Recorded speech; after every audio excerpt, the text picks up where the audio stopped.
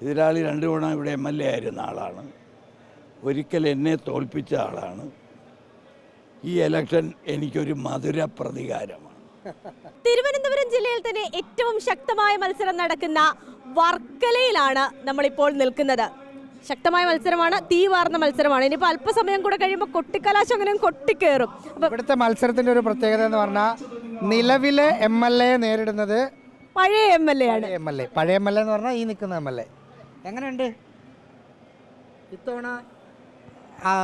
XMLA എന്നുള്ളത് മാറി വീണ്ടും MLA എന്ന 3 അക്ഷരം വരുമോ? XMLA എന്നുള്ളതിലെ MLAയുടെ മുമ്പിലാണ് X.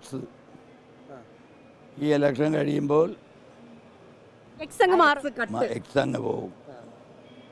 സെറ്റാണ്. ആളുകളുടെയൊക്കെ ഒരു പ്രതികരണം എങ്ങനെ ഉണ്ടായിരുന്നു? ആളുകളുടെ പ്രതികരണം എനിക്ക് അനുകൂലമാണ്. എത്ര വോട്ടിൻ്റെ ഒരു ഭൂരിപക്ഷം നമ്മൾ പ്രതീക്ഷിക്കുന്നു? 10,000-ഓളം. അതായത് 5 അക്കം കൈപ്പറ്റ് പോലെ തന്നെ. അതിലൊരു സംശയമില്ല. ഇല്ല. എതിരാളി അത്ര ഈസി ആയിട്ട് കാണാൻ പറ്റുമോ? ഈസി ആയിട്ട് കണ്ടില്ല. എതിരാളി 2 തവണ ഇവിടെ MLA ആയിരുന്ന ആളാണ്. ഒരിക്കൽ എന്നെ തോൽപ്പിച്ച ആളാണ്. ഈ ഇലക്ഷൻ എനിക്കൊരു മധുര പ്രതികാരമാണ്.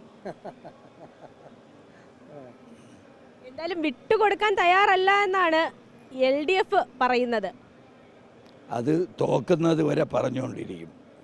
മത്സരം ആരുമായിട്ടാണ്? LDF തന്നെയാണോ നമ്മുടെ പ്രധാന ഒരു എതിരാളിയായിട്ട് നിൽക്കുന്നത്? യഥാർത്ഥത്തിൽ 2ാം സ്ഥാനത്തേക്ക് അവർ തമ്മിൽ മത്സരിക്കുന്ന പോലെ തോന്നും. BJP LDF 2ാം സ്ഥാനത്തേക്ക് ഒന്നിച്ചാണ് മത്സരിക്കുന്നത്, അങ്ങനെയാണോ? അങ്ങനെയാണ് ഏകദേശം. ഈ LDF സ്ഥാനാർത്ഥിയുടെ കൂടെ നോമിനേഷൻ കൊടുക്കാൻ പോയപ്പോൾ ഒപ്പം ഉണ്ടായിരുന്ന ആളാണ് ഇപ്പോൾ BJP സ്ഥാനാർത്ഥി. അങ്ങനെയല്ല.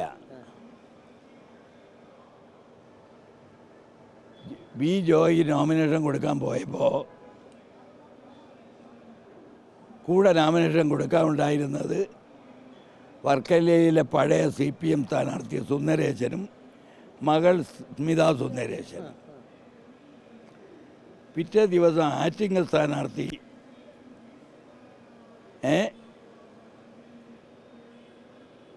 അവരുടെ പേര് OS അംബിക നോമിനേഷൻ കൊടുക്കാൻ വന്നപ്പോൾ പാർട്ടി നേതാക്കളായി 2 പേര് കൂടെ ഉണ്ടായിരുന്നു. 3 പേര്. ഒന്ന് സുന്ദരേശൻ, വേറൊന്ന് സ്മിതാ സുന്ദരേശൻ, പിന്നൊന്ന് നമ്മുടെ ജോയി. 3ാം ദിവസം ഞാൻ നോമിനേഷൻ കൊടുക്കാൻ പോയപ്പോൾ സ്മിതാ സുന്ദരേശൻ നോമിനേഷനുമായിട്ട് നിൽക്കുന്നത്. BJP സ്ഥാനാർത്ഥി അല്ല, അപ്പം വർക്കലക്കാർ വിചാരിച്ചോ ഇതുവല്ലോ ഡമ്മിയായി ജോയിയുടെ തള്ളിപ്പോയാൽ മത്സരിക്കാൻ വേണ്ടി വന്ന സ്ഥാനാർത്ഥി? ആദ്യം ഞാൻ അങ്ങനെ സംശയിച്ചു.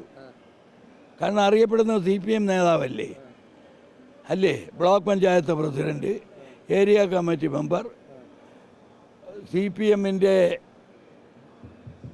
സുന്ദരേശൻ്റെ മകൾ വിചാരിച്ചു. പിന്നീട് അപ്പം അടുത്തതായിട്ട് എനിക്ക് തോന്നി, ആദ്യം ഒരു പേര് NDAയുടെ സ്ഥാനാർത്ഥിയായി കേട്ടിരുന്നു. അത് മാറ്റിയിട്ട് ഈ പേര് വന്നത് CPM കൊടുത്തതായിരിക്കും ഇവരെ എന്ന് എനിക്കിന്നും ആ സംശയമുണ്ട്. ഡീല് ആണ് അവർ തമ്മിൽ എന്നാണ് പറയുന്നത്. വല്ല സംശയമുണ്ടോ? ഇപ്പം തിരിച്ചറിയാൻ വയ്യാത്ത വിധത്തിലാണ് 2 പേരും കൂടെ. ആളുകളൊക്കെ അത് തിരിച്ചറിഞ്ഞ UDFന്റെ കൂടെ നിൽക്കുമെന്നാണ്. ഏകദേശം ഇതിൽ ആര് CPM ആര് BJP എന്നറിയാൻ വയ്യാത്ത മണ്ണിലാണ്. സയാമീസ് ഇരട്ടകളില്ലേ, ഇരട്ടകളെ നമുക്ക് കണ്ടറിയാം. സയാമീസ് ഇരട്ടകളെ എങ്ങനെ അറിയാം? ആ രീതി കിടക്കുകയാണ് ഇപ്പം സംഗതികൾ. എന്തായാലും വലിയ ആത്മവിശ്വാസം എന്ന് പറഞ്ഞാൽ X അങ്ങ് മാറിയ അത് കഴിഞ്ഞ് MLA മാറി നേരെ ബാക്കിലേക്ക് വരുന്നു, നിയമസഭയിലേക്ക് കയറി വരുന്നു, സ്ലോ മോഷനിൽ പോകുന്നു. പഴയ ചുറുചുറുക്കൊക്കെ തന്നെ ഒരു വ്യത്യാസമില്ല. എനിക്ക് തോന്നിയിട്ടുണ്ട് കൂടിയിട്ടേ ഉള്ളൂ. എൻ്റെ പ്രസരിപ്പ് കുറഞ്ഞിട്ടില്ല, കൂടിയിട്ടേ ഉള്ളൂ. ഇത് തന്നെയാണ് വർക്കലക്കാർക്ക് അറിയാം. ഈ തരത്തിലാണ് അദ്ദേഹത്തിൻ്റെ പ്രചരണം ക്യാമ്പയിൻ പോകുന്നത്. അതുകൊണ്ട് തന്നെയാണ് അദ്ദേഹം കൈപ്പത്തി പോലുള്ള 5 അക്കം 10,000-ന് മുകളിലുള്ള ഭൂരിപക്ഷം ആത്മവിശ്വാസത്തോടെ പറഞ്ഞ് പ്രചരണ രംഗത്തുള്ളത്. വീഡിയോ ജേർണലിസ്റ്റ് മനു ബാലകൃഷ്ണനൊപ്പം റിപ്പോർട്ടർ റഹീസ് റഷീദും സ്വാന്തന സാജുവുമാണ് വർക്കല മണ്ഡലത്തിൽ നിന്നും.